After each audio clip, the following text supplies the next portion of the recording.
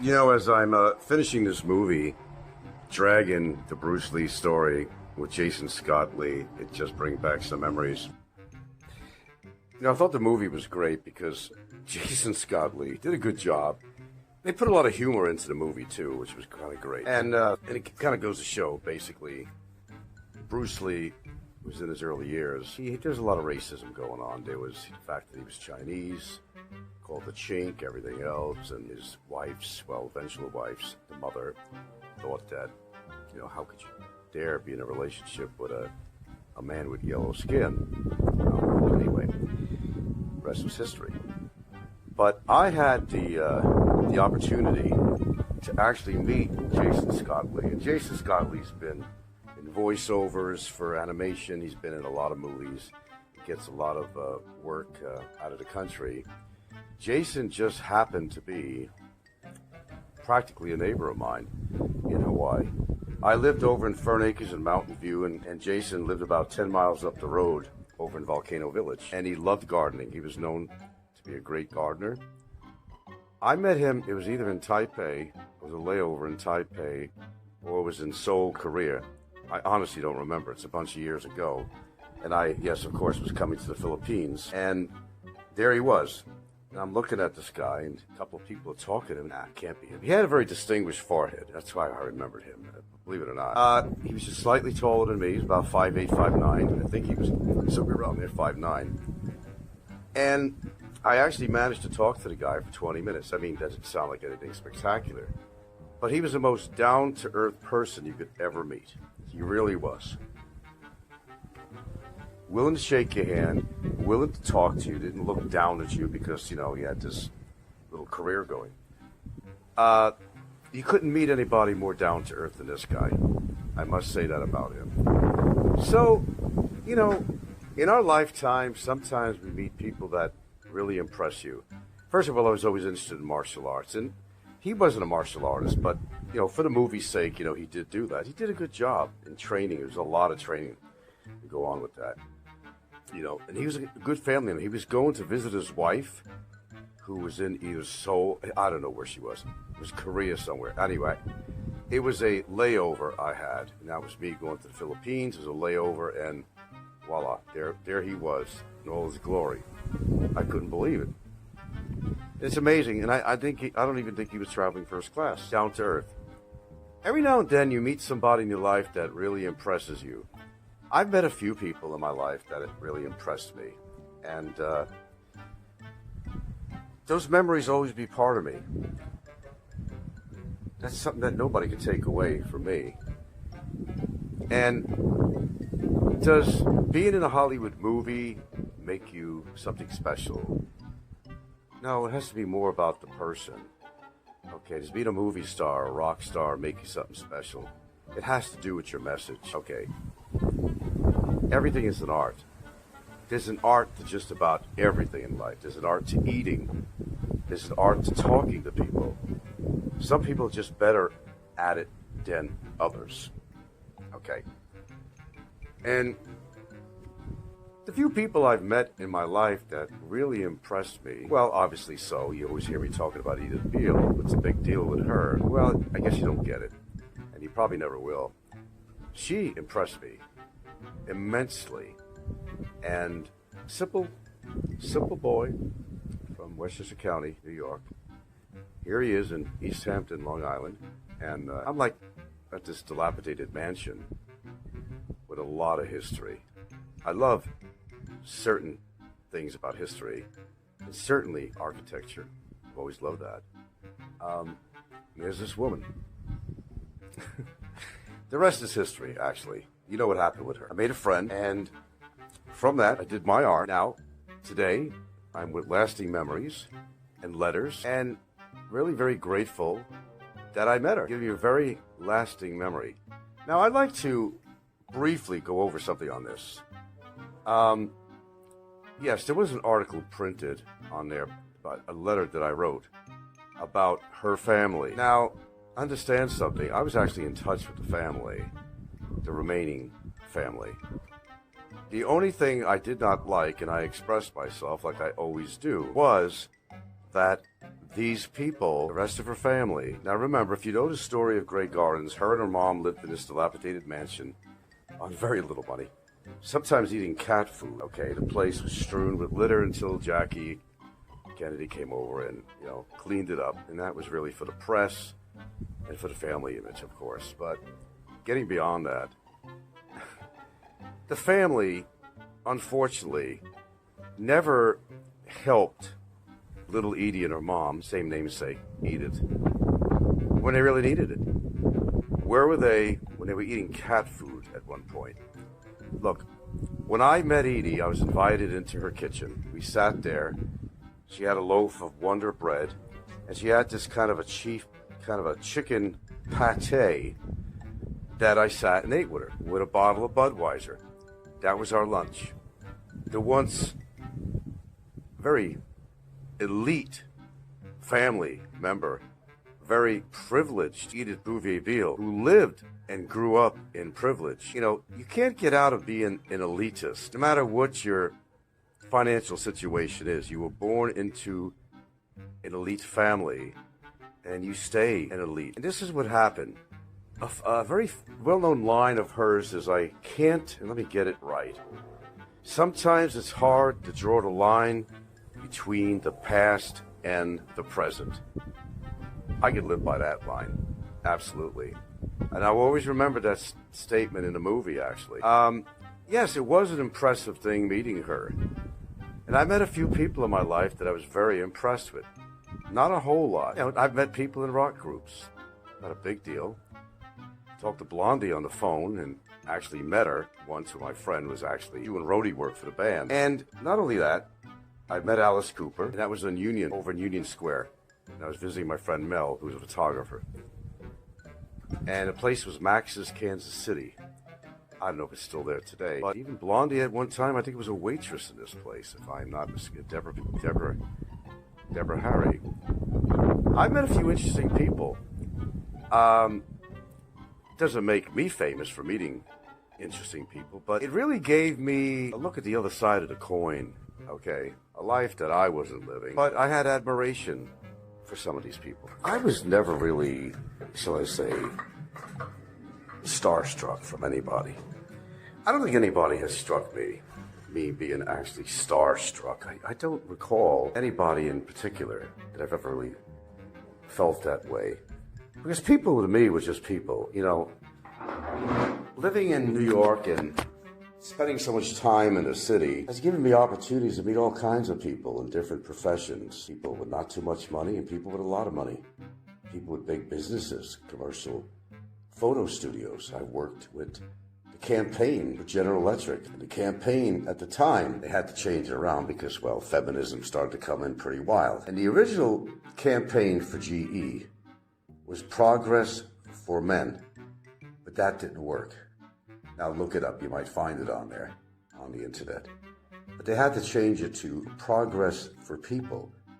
Basically, there was this illustrated picture of a kind of a light bulb with all the colors on it. And I kind of helped set up that with the photographer, who was a commercial photographer, Matthew Brady Incorporated. Now, Matthew Brady was an old Civil War photographer that had a midget as a friend, as an assistant, actually. True story, Civil War photographer, Matthew Brady.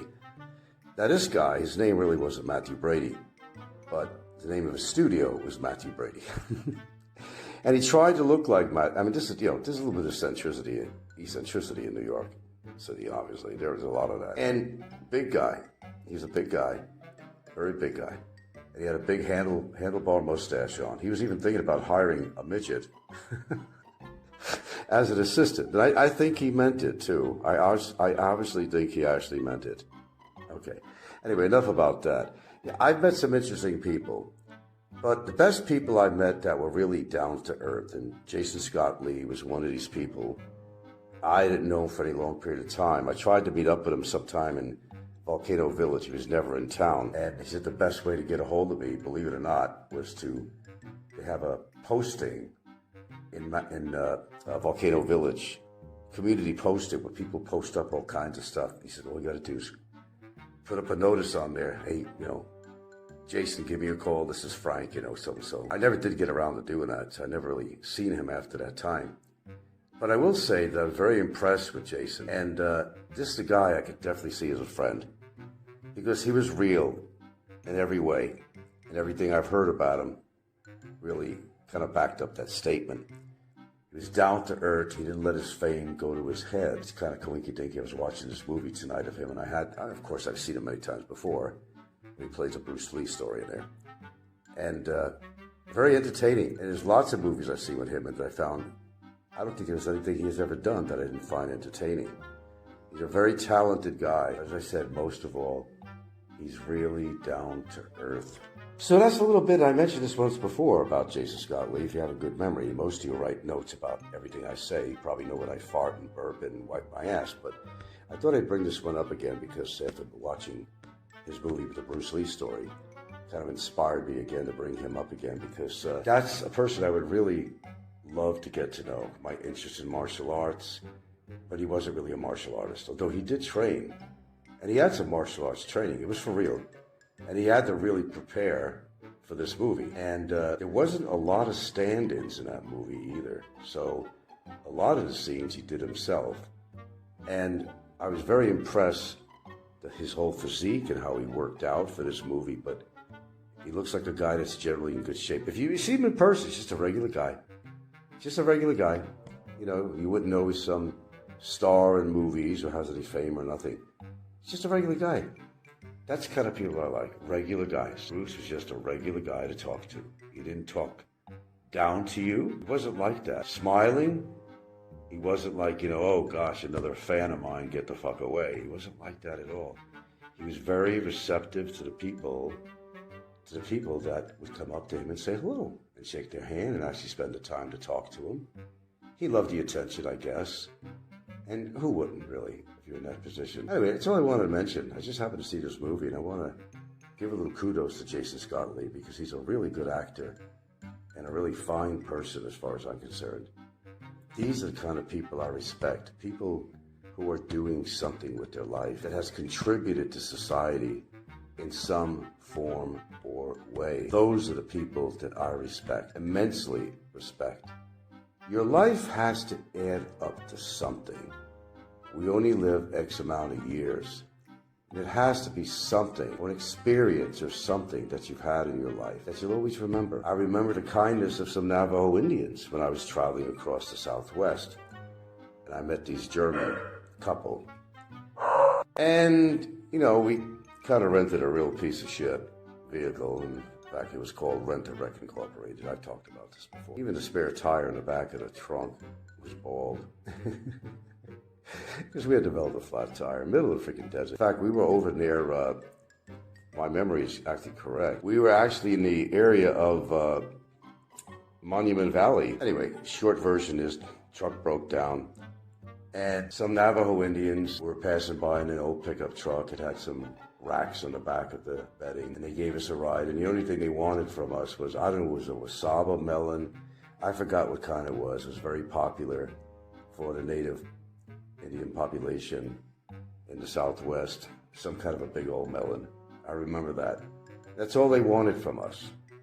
And I remember, which was a glorious moment for me, it doesn't take much to really excite me and open my senses. So I was standing on the back of the bumper and holding on to the roof rack, the railing, and I remember how picture perfect the desert was. With no moisture in the air, the colors just, they were so vivid. And going down the road and hitting the bumps, and I'm just holding on for dear life. It was a great ride. We saw some sheep in this little meadow area, and there was like a puddle of water. And I remember very, so I say vividly, that is reflecting the rock sides around there, the mountain sides. Perfect reflection in the pool. And these sheep were gathered around that watering hole. I remember that like it was yesterday. The air was so clear, and the colors in Monument Valley, they just struck you. It's like one of those picture postcards, the saturated colors on the card, you've seen them all. It was like that. It's magical moments like this. And then, riding through the high country of Colorado, I actually seen some wild horses running. Now that was spectacular. It wasn't somebody's ranch. It was in the high country. And these horses were running around the field. Most beautiful thing you've ever seen. So, For someone to say you didn't have an interesting life, I guess you didn't know me. You've never seen the things that I've actually experienced that I will live with for the rest of my life. There are things you just can't take away from people. Memories. You can't take away memories from people. You can't take away parts of somebody's good life. In my life, I can't really complain that much. Because I've had my moments, but I've also had my moments, if you know what I mean. And I've seen some beautiful things, although I wasn't world traveled. I got to see parts of the country that were so beautiful that I had a natural high. The most wonderful thing to me was to be there, to take photographs. And I do remember one day in the middle of White Sands Monument in New Mexico, sitting on white gypsum sand for as far as your eye can see. Nuclear testing site actually was at that area. Maybe not that particular area I was at, but that's where it was. Nobody around. Believe it or not, I took a taxi ride to get to there. I did, actually. I said, come back and pick me up in 2 hours. And he did, thank goodness for that. Believe me, thank goodness for that. There I was. I never felt such peace and serenity in my entire life. Sitting and walking in the gypsum sand, which looked like snow. Nothing around. No people around. No animals I could see. There were no snake trails I could see. I didn't see any scorpions. But I did take pictures. And one I had of myself just sitting in the white sand. I still have that one. These are moments in my life that I will always cherish, that nobody could take away from me. Ever. You could try to take away somebody's dignity. You could try to take away somebody's pride. You could try to rain on somebody's reputation. But the one thing that you can't do is to take away the goodness in somebody's life. You can't take away their experiences. You can't take away their memories. Good times, bad times, don't matter. I hear a song coming out of this one. Don't worry, I'll spare you on that. So I've had some great opportunities to meet some really interesting people that I will carry with me through the rest of my life. Well, a lot of people spend their time downing people on social media. They don't even understand why they're even doing it, but they do it. Of course, they make fools out of themselves and nobody really respects them in the end. You're not really going to hear anybody come out there and really go on the attack of these people because they're afraid of being attacked by themselves. You know how that works. But, yeah. I will say that I've had an interesting life. Maybe not a world explorer. I didn't do things that were too exciting, like jumping out of airplanes and shit like that. I was too grounded. Underline that word, grounded. I was absolutely grounded. I wasn't afraid of heights. My best test is when I climbed up Boulder Falls over in Boulder, Colorado. A couple of guys I met who were backpackers, local, I guess, from Colorado. That was interesting, climbing up the side of the falls to get to the top, but it was quite a ways up there. And I remember, and I got the pictures too, I've even showed them, sitting on there with these two guys, and just looking down at the road, and I could see the street. There's little cars going by. I was really high up. The height didn't bother me at all, not one bit. But the excitement, challenge of me climbing up there and holding on to brush and root, and with my backpack on. Everything I had on me. And I managed to climb it. That was a feat for me. That was another moment. I could think of many, actually. I would call them spiritual moments that I've had in my life. I treasure every single one of them. I treasure every moment, almost every woman I've ever met in my life. Because what's important is the time that you spend with someone. Maybe the affection or possible love is not everlasting, but I have always treasured the moments. They were important to me at that time. Although love was never everlasting, I treasured the experiences I've had with the many women that I've actually met in my life. They don't have to be thinking of me in contemporary times. That's okay. But I do look back. And I do remember. I remember my feelings. I remember my emotions. I remember the humor in the relationship. I remember even the bad shit in the relationships I've had. But they were all like a bowl of soup. You're going to make a soup. You got to add all the ingredients to it. It becomes a soup. Add all the stock. Basically, who we are is the sum of all the life experiences that we have had. And I've had a few that I will always treasure and look back on. That's about all I have to really say. Okay. One of my philosophical moments I'm known for, but that's okay. I enjoyed kind of reminiscing about this. Jason Scott Lee, fine gentleman, fine person. I was glad to meet him. Never made a long-term friendship with him. I'm not going to exaggerate. I met him at an airport and I got to talk to him for about a half an hour. To me, that was special. When you have somebody that you admire and you actually meet them, that is a special moment. I love people who are in the arts. I love people who do things with their life. I love people who are not afraid to think out of the box. Don't follow the cattle in the world. That's who I am. And having the rare experience of meeting some of the people, not a ton of people really. I've actually met a ton of people, but they weren't always famous. Some of them were. But I treasure those moments, all those moments, because they have been, they became part of who I am today. Whether you like me or you don't like me, it really don't matter. I like myself. I'm my own biggest critic. I've always said that. You don't have to tell anything to me that I don't already know about myself. It's either true or it's not. Only I know that. But as far as having an uneventful life, nah, I wouldn't say that. I wouldn't say that at all.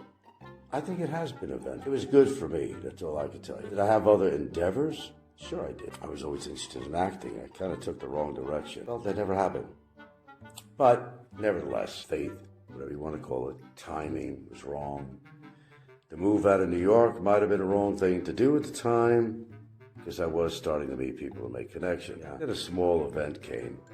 When the movie Lost was very popular, and I was living in Hawaii, I had no big deal. I was bugging the casting agent to, even just as an extra in the movie. Opportunity came, and I think the timing was just right off, really off. I think what was the last scene where it was filmed? In Maui? Or Oahu, it might have been Maui. And she gave me the go-ahead, well, your own expense, whatever. They'll take care of you as far as feeding you, stuff like that. You're not going to make much of any money. And guess what? It was the most important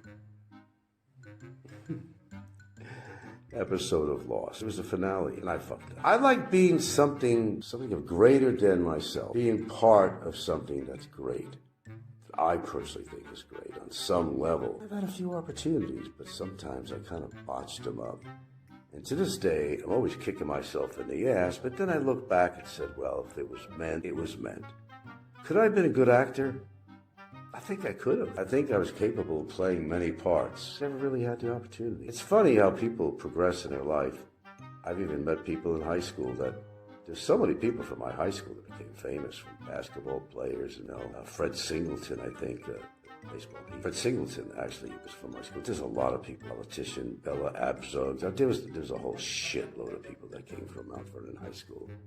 And Denzel Washington was one of them. Of course, he wasn't famous at the time.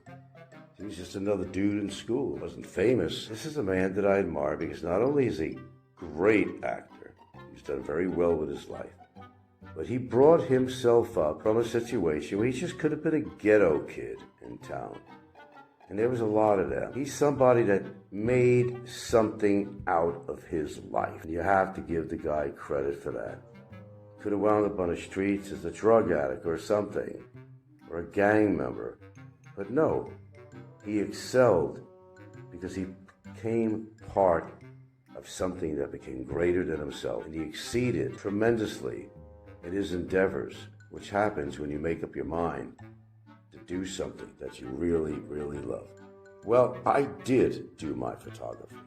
Although I did not work as a professional most of the time, I still treasure all the years I had all that enthusiasm, all that adrenaline, and GABA flowing through my veins. When I created a wonderful photograph, it gave me a lot of satisfaction. I didn't have to be famous. Most of the work I did is private. Most of it. I did it for myself. And I got enormous satisfaction from what I did. So that's who I am. And I have no problem being who I am. I made mistakes along the way in my life. Always seemed to correct them. Always came back standing on my feet. That's been the story of my whole life. Fuck up a little bit, come out of bankruptcies. I came out of that strong. Short time even after a bankruptcy, I had a house because I worked for it. I built my credit up, gave me a new lease on life. That's what you do. Boots on the ground. Fuck up. You correct from where you went wrong, and you accomplish the best you can. Which brings me up to today, where I'm living in the Philippines, which was an endeavor of mine. Again, the ducks in a row. You're not going to get anywhere in life unless you really try. I wound up in one of the best positions in my life that I can remember, with a partner that I can't compare with anybody else. That's brought me a lot of happiness. Sometimes a real pain in the butt. It's a Filipina, after all. They have their moments, as well as I. All in all, it turned out to be pretty good. So I guess that's my story, not the Bruce Lee story. But it's mine, and I can definitely tell you I have absolutely no regrets. Thanks for listening.